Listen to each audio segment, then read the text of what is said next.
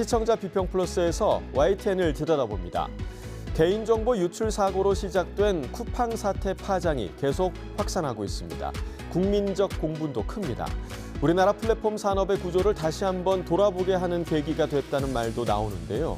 관련 소식을 YTN은 어떤 시각으로 보도하고 있는지 오늘 뉴스 리뷰와이에서 짚어봅니다. 화면 너머의 목소리까지 듣고 답해드립니다. 시청자 톡톡Y로 도착한 의견들 함께 들어보시죠.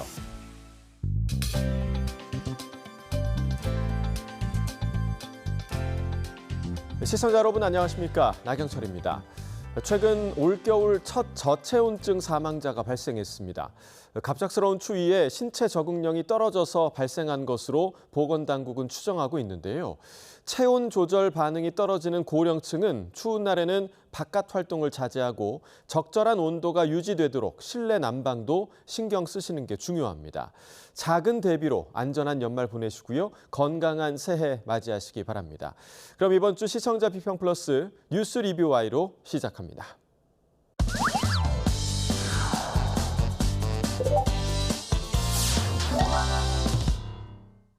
네, 오늘 뉴스 리뷰와의 시간 YTN이 전한 쿠팡 관련 보도를 살펴보겠습니다. 함께 이야기 나눌 두 분을 모셨습니다. 먼저 이종임 시청자 평가원입니다. 이동우 해설위원 실장입니다. 쿠팡 사태의 시작은 고객 개인정보 유출이었죠. 하지만 시간이 흐를수록 다른 의혹과 문제가 불거지면서 파장이 일파만파 확산하고 있는데요. 먼저 사태 시작 전부터 YTN이 어떻게 다뤘는지 짚어주실까요?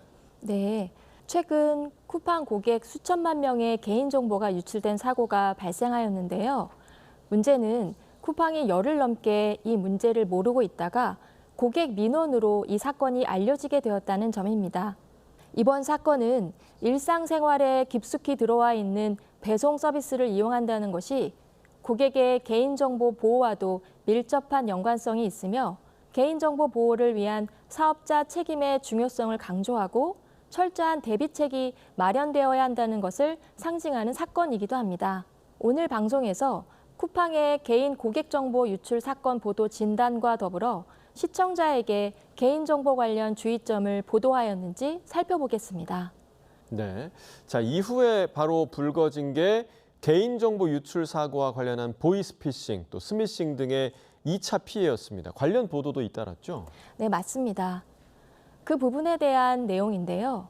여러 보도에서 언급된 것처럼 새벽 배송이라는 편리함을 위해서 쿠팡에 제공했던 공동 현관 비밀번호와 물품 구매 내역 등 상세한 개인정보가 유출되면서 고객들의 불안감이 커지고 있다는 점을 보도합니다. 우체국 집배원이라며 전화를 걸어온 남성이 새로 발급된 신용카드를 배송해주겠다고 말합니다. 카드 변의 신청하시고 제가 배송해드린 거고요. 신청하신 게 아니십니까? 경찰은 그 밖에도 다양한 신종수법의 사기가 이어지고 있다고 밝혔는데 쿠팡 유출 사태 이후 각종 피싱 문자를 받는 시민들로선 불안할 수밖에 없습니다. 경찰은 쿠팡 개인정보 유출로 직접적으로 2차 피해가 생긴 사례는 아직 확인되지 않았다고 밝혔습니다. 다만 새로운 사기 수법에 의한 피해가 생길 수 있는 만큼 사기가 의심되는 경우엔 바로 신고해달라고 당부했습니다. 보도에서 경찰은 쿠팡 유출 정보가 직접 악용된 2차 피해 사례가 아직 확인되지 않았다고 설명했지만 유출 이슈를 이용한 사기 시도가 빈발하는 만큼 각별한 주의가 필요하다는 점을 강조해 시청자의 이해를 도왔습니다. 이어서 혹시 일어날지도 모를 범죄 관련 정보와 예방법 등도 상세히 전했는데요. 피해 보상, 환불 등 관련 문자를 받았더라도 함께 받은 인터넷 주소를 클릭하지 않아야 함을 인지시켰습니다.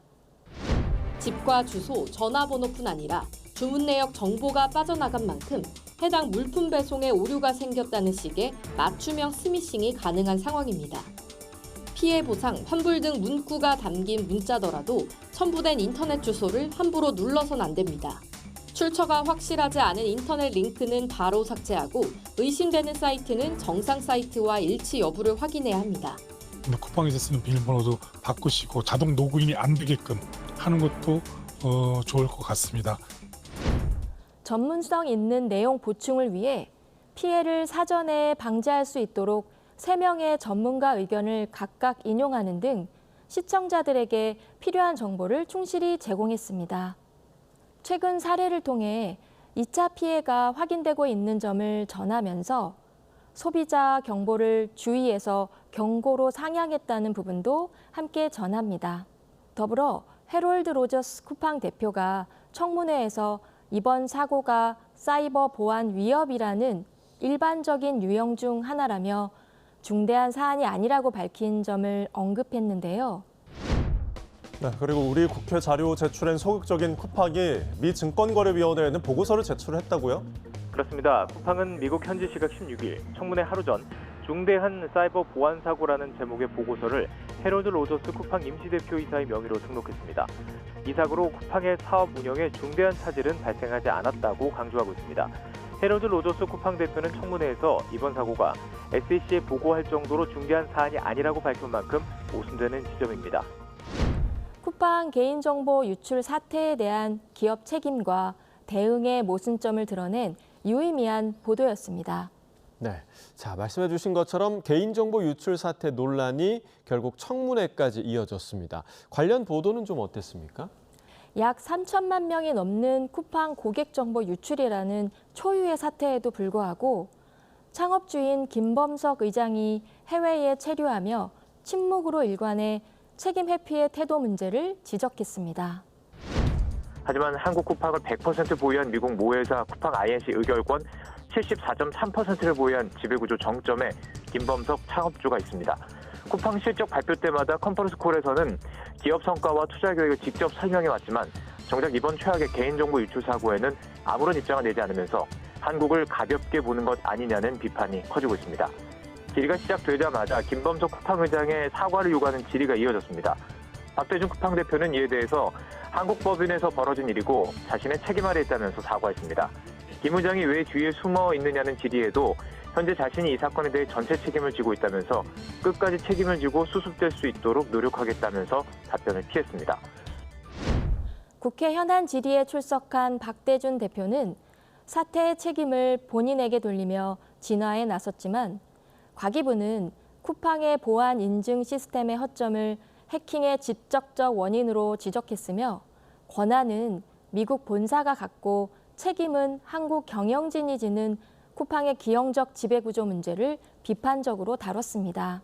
글로벌 기업의 외피를 쓴 쿠팡이 한국 시장에서 규제와 책임은 회피하려 한다는 문제를 공론화하였고요. 김범석 의장의 등기 이사직 사퇴가 치밀하게 계산된 경영 전략의 문제임을 지적하였습니다. 또 국회 과방위 현안 질의 내용을 인용하여 박대준 대표가 유출을 노출로 표현하려 했던 문제를 지적하고 사과를 받아낸 사실을 다루는 등 기업의 안보 관리에 대한 안일한 태도를 주목하기도 했습니다. 이어서 쿠팡 김범석 의장의 국회 청문회 불출석 문제를 보도하였는데요. 김범석 의장이 글로벌 기업 CEO라는 이유로 불출석 사유서를 제출한 사실을 전하고 여야 의원들이 제기한 비판 발언을 전했습니다. 대신 증인으로 출석한 해롤드 로저스 신임 대표를 향해 질문 공세가 이루어졌습니다. 그러나 로저스 대표도 김범석 의장과 관련된 질문에는 박대준 전 대표와 똑같이 한국 사업의 책임은 본인에게 있다는 말만 반복했습니다. 또 로저스 대표는 한국어를 전혀 못하는 상황입니다. 이렇게 한국어를 할 수 없는 점을 놓고도 외국인 증인을 앞세워 책임을 회피하려는 태도가 비겁하다는 비판도 제기되고 있습니다. 이번 개인정보 유출 책임자 중 한 명인 쿠팡 대표이사 해롤드 로저스의 답변이 갖는 한계와 통역으로 인해 정확한 답변이 지연되는 문제를 지적하면서 외국인 증인을 내세운 태도 문제를 주목해 보도하였습니다. 이 밖에도 쿠팡 청문회 관련 보도들이 상당수 눈에 띄었는데요. 사안의 본질보다는 정쟁적 공방이나 한국어에 익숙하지 않은 외국인 증인을 출석시킨 장면 자체가 부각된 보도가 적지 않았던 점은 아쉬움으로 남는데요. 시청자 관심이 특정 장면이나 논란에 집중될 위험이 있는 상황에서 YTN은 문제의 본질을 벗어나지 않기 위해 어떤 기준과 원칙을 갖고 취재 보도를 이어가고 있는지 궁금합니다. 네, 말씀하신 것처럼 이제 쿠팡 청문회에서는 외국인인 헤럴드 로저스 쿠팡 대표이사가 이제 참석한 이제 부분이 상당히 부각된 것이 사실 아니겠습니까? 예. 이건 단순히 이제 흥미 위주로 보도하려는 의도가 아니라요. 사태를 대하는 쿠팡의 무책임한 자세를 보여준다는 점에서 의미가 있다. 이렇게 설명드릴 수 있을 것 같습니다. 미국인 김범석 의장이 무려 3천만 명이 넘는 개인정보가 빠져나간 것에 대해서 책임을 지지 않고 모르쇠로 일관하면서 한국인 월급 사장에 이어서 미국인 월급 사장을 방패막이로 쓰고 있다는 점을 지적하는 차원으로 이해해 주시면 좋겠습니다. 쿠팡 청문회가 이슈가 되기는 했지만 청문회 관련은 쿠팡 사태 보도의 아주 일부분이었고요. YTN은 쿠팡 사태 본질에 집중한 관련 보도를 한 달 넘게 지속적으로 이어가고 있는 상황입니다.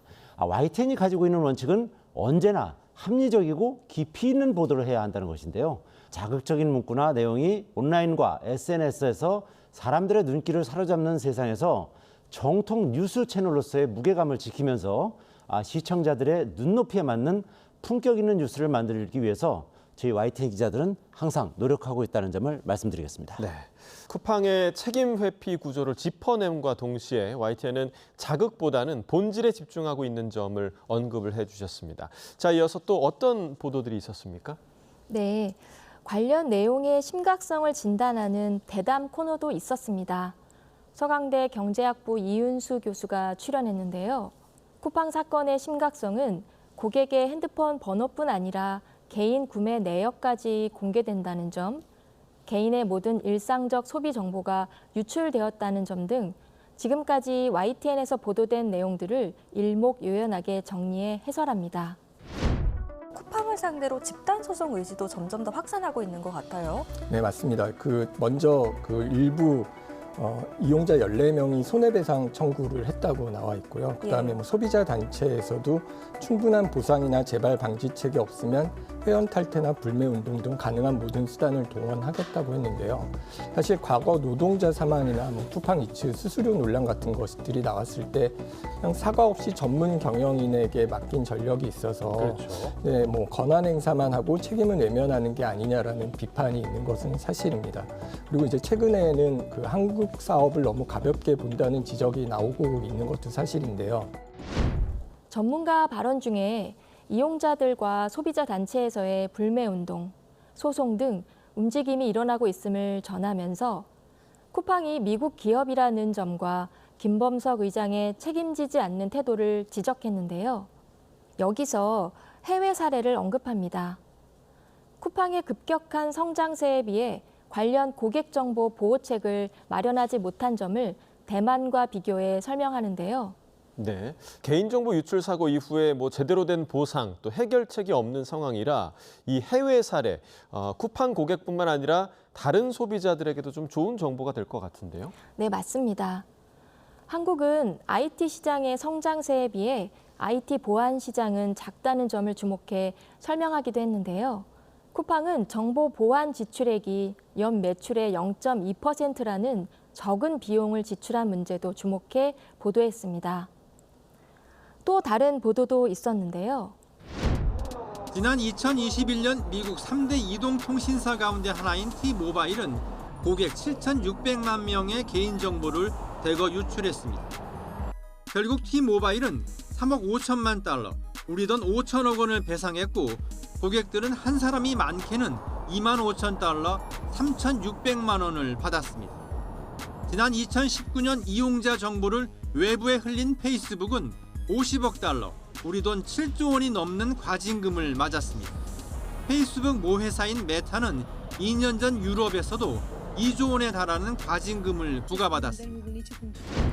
국내의 사례와 전문가들의 의견을 통해 솜방망이 처벌이 반복되어서는 안 되며 시청자들에게 개인정보 유출의 심각성과 대책의 중요성을 전했습니다.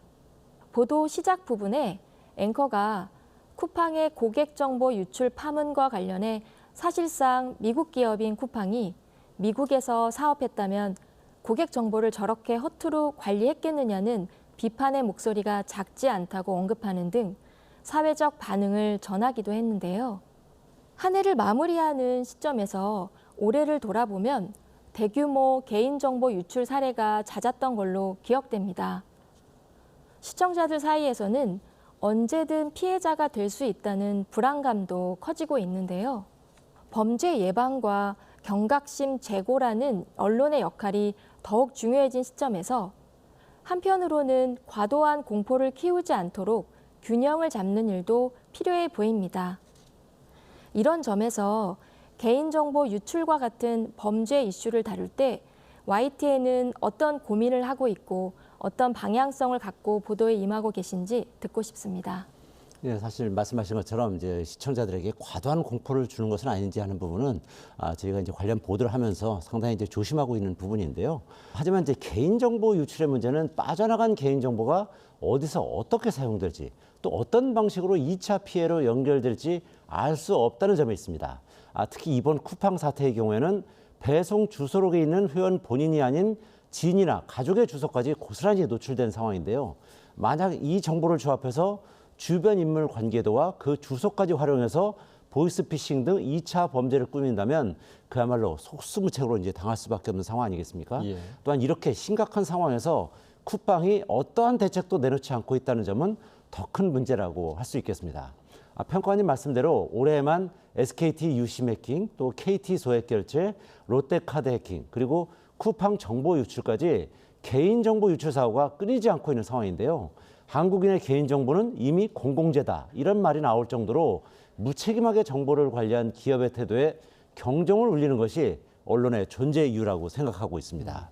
지적하신 것처럼 과도한 공포를 키우지 않도록 균형을 잡는 동시에 비판과 감시의 역할에 소홀하지 않도록 더욱 노력하도록 하겠습니다. 네. 자, 범정부 차원의 쿠팡 TF가 출범했습니다. 특검 수사도 강도 높게 진행되고 있는데요. 이런 가운데 개인정보 유출 문제뿐만 아니라 심야 배송, 또 노동자 등 쿠팡과 관련한 다른 문제들도 다시 재조명되면서 논란이 불거지고 있는데요. 관련한 사회적 논란과 쟁점들까지 놓치지 않고 추적 보도를 이어나가겠습니다.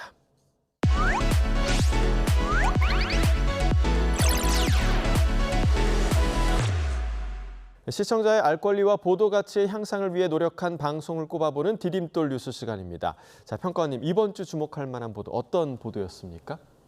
네, 저는 이번 주 디딤돌 뉴스로 2차 피해 의심 사례 관련 소식을 전한 보도를 꼽았는데요. 네. 보도에서는 쿠팡 공식 이벤트라고 걸려온 전화 내용을 현장음 그대로 전달해 시청자에게 유용한 정보를 제공했는데요. 이어서 다음 날 또 카드 무단 결제 피해 사례를 단독으로 전하면서 전문가 진단과 함께 조명하며 앞으로 추가 피해와 대책 논의를 촉구했습니다. 한 가지 사안에 대해 깊이 있게 취재 보도할 경우 기자 입장에서 정보 검증의 정교함을 거쳐 시청자에게 주의점을 더욱 선명하게 전달할 수 있게 되는데요. 핵심을 따라감으로써 쿠팡 개인정보 유출과 관련한 리스크의 실체와 흐름을 분명하게 확인한 유익한 보도였습니다. 유출 정보가 다른 유출 정보와 결합이 돼서 악용될 수 있다라는 점을 짚어낸 유익한 보도였습니다. 배민혁 기자를 만나서 지금까지의 취재기부터 또 이어지는 사안에 대한 보도 방향성까지 함께 물었습니다. 지금 바로 확인해 보시죠. 일단은 그 개인정보보호위랑 그 한국인터넷진흥원의 어떤 그 과학기술 쪽 관련된 당국들의 조사가 있었고, 또 하나는 이제 경찰에서 유출 경위를 하는 수사속보 취재가 하나 있었고, 근데 사실은 이 개인정보라는 게 어떤 눈에 보이거나 이런 부분들은 아니어서 그 막연한 불안감들이 저뿐만 아니라 다들 되게 컸을 거라고 생각이 들어요. 그래서 YTN의 제보가 엄청나게 많이 들어오는데 하나하나 좀 최대한 놓치지 않고 정말 이번 사태와 연관이 조금이라도 있어 보이는 것들은 계속 이렇게 집중적으로 했던 것 같아요. 그래서 이게 딱 이 쿠팡의 개인정보 유출로 인한 피해다라고 단정 지을 수는 없지만 이와 같은 사례들이 발생했고 이런 부분에서 시민들의 불안감이 커지고 있다. 이런 데 좀 방점을 두고 취재를 했던 것 같습니다. 이게 SKT 개인정보 유출 때 보니까 이게 수사가 정말 반년 가까이, 그 일부는 아직도 끝나지 않은 경우들이 있고, 그래서 이게 수사가 일단 언제까지 될지 모르겠지만 그 과정을 계속 팔로우를 해야겠죠. 그리고 쿠팡 관련해서 제보가 아직도 오고 있거든요. 특히 처음에 제가 2차 피해 의심 사례 보도를 한 이후에는 그 뉴스가 일종의 또 기폭제가 돼서 더 많이 제보들이 왔어요. 그래서 그런 것들은 저희가 일단은 계속 쌓아가면서 보고 있고, 그리고 더 중요한 거는 지금 불과 1년 사이에만 대기업들에서 이렇게 대규모 고객 정보 유출이 너무 잇따르고 있잖아요. 그래서 좀 이런 것들을 어떻게 하면 재발을 방지할 수 있는 방향으로 논의들이 흘러갈 수 있는지까지 좀 긴 호흡으로 이렇게 좀 보도를 같이 해 나가야 되지 않을까 싶습니다. 네, 그럼 오늘 뉴스 리뷰와이 마무리해 보겠습니다. 두 분 오늘 말씀 잘 들었습니다. 고맙습니다.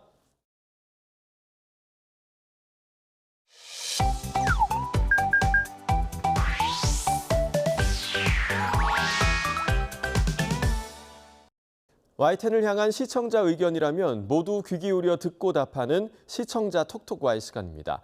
오늘 주목한 시청자 의견을 AI 앵커 Y고가 소개해드립니다. 지금 바로 만나보시죠. 안녕하세요. AI 앵커 Y고입니다. 오늘의 첫 번째 주제는 중량 표시 제도에 대한 시청자 의견을 들어봤습니다. 자세한 내용 보도 먼저 확인해 보겠습니다.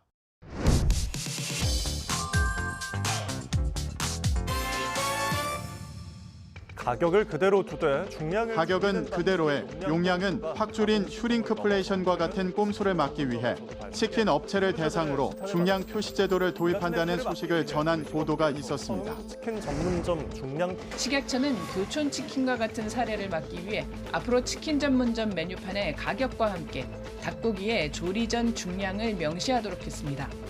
원칙적으로 몇 그램인지 표기해야 하지만 한 마리 단위로 조리하는 경우 호 단위로도 표시할 수 있습니다. BHC, BBQ 치킨, 교촌 치킨 등 10대 가맹본부와 가맹점이 적용 대상입니다. 이들 가맹점 수는 12,500여 개로 전국 치킨 전문점의 4분의 1 정도입니다. 적용 대상인 업체와 어떤 방식으로 적용되는지 등을 구체적으로 알려준 보도였는데요.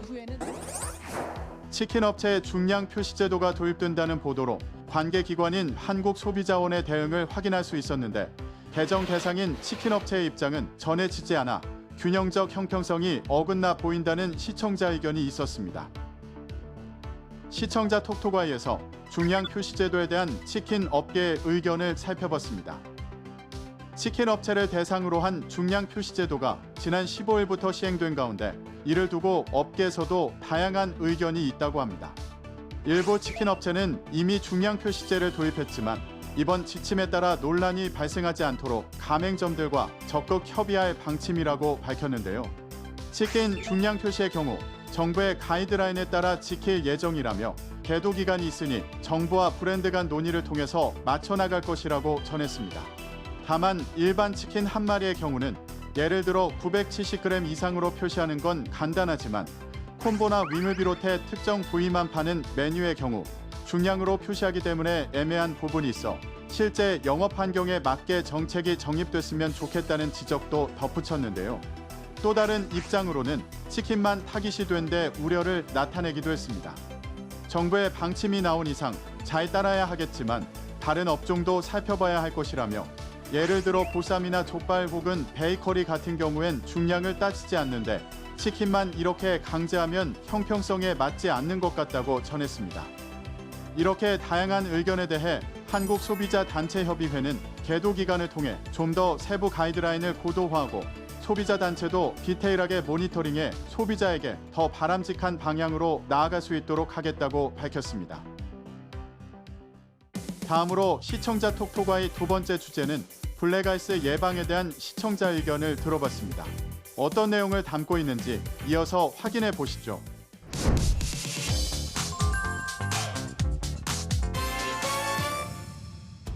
네, 오늘 아침 출근길도 조심하셔야 됩니다. 날씨가 추워지면서 도로 위에 생긴 블랙아이스의 위험성을 알린 리포트가 있었습니다.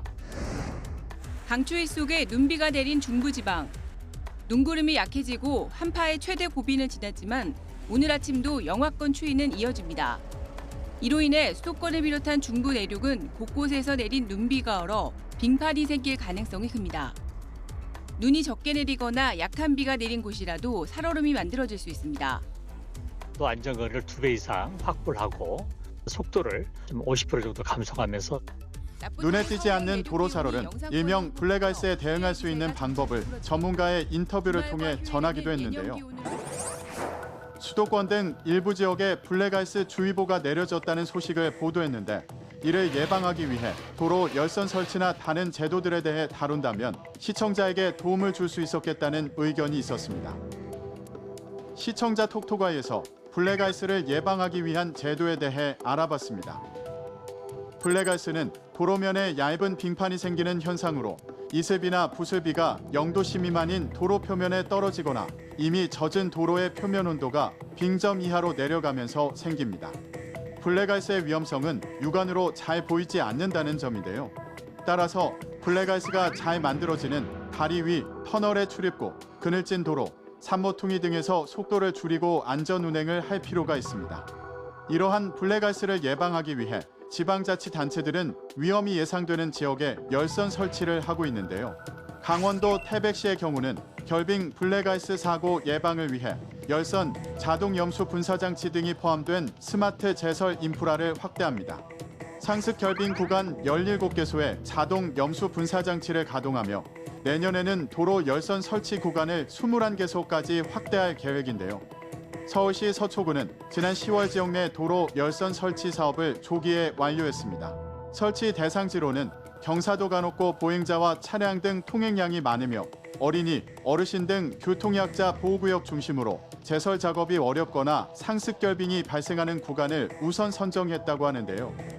경기도의 경우 이번 달부터 배설 대응체계 개선안을 마련해 시행하는데요. 오르막길, 대형 차량 고장 등 지정체 유발 요인 해소를 위해 제설제 소분 대치를 확대하고 대형 차량 배터리와 체인을 구비한 긴급 차량을 운용합니다. 또 불가피하게 지정체가 발생하면 우회 안내와 지정체 구간 진입 통제 등의 긴급 조치도 민자도로를 중심으로 사전에 계획해 시행하고 있다고 합니다. 마지막으로 오늘 시청자 톡톡아의 세 번째 주제는 먹거리 물가 대책에 대한 시청자 의견을 들어봤습니다. 이어지는 내용도 지금 바로 만나보시죠.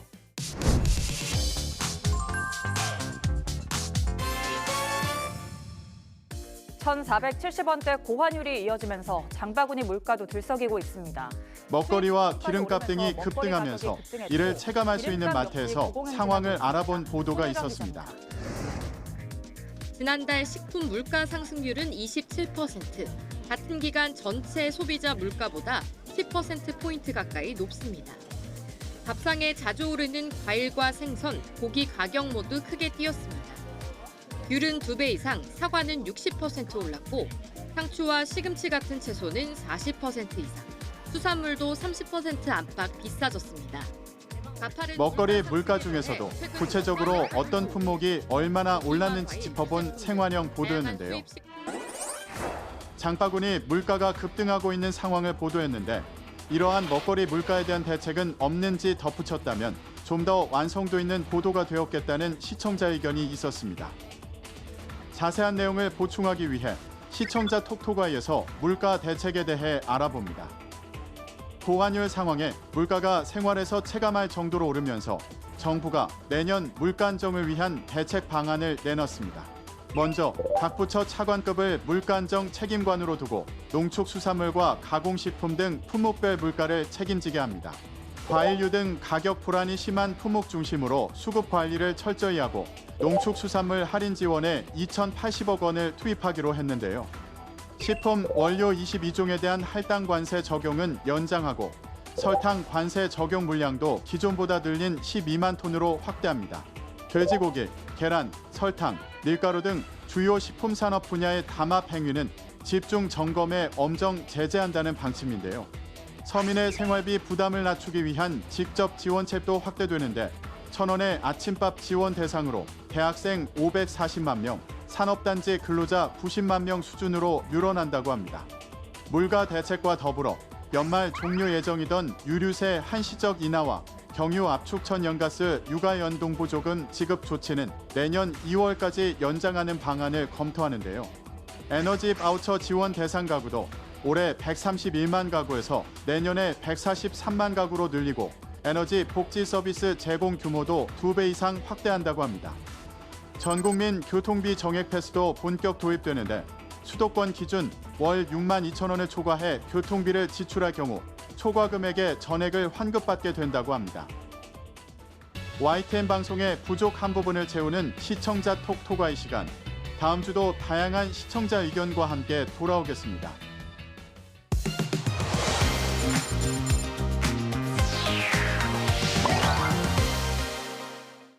YTN의 보도를 되짚어보는 데 있어 시청자 여러분의 목소리는 중요한 기준이 됩니다. 방송에 대한 여러 의견들 SNS와 홈페이지를 통해 남겨주시고요. 시청자 비평 플러스는 다음 주 보다 깊이 있는 시선으로 찾아뵙겠습니다. 시청해주신 여러분 고맙습니다.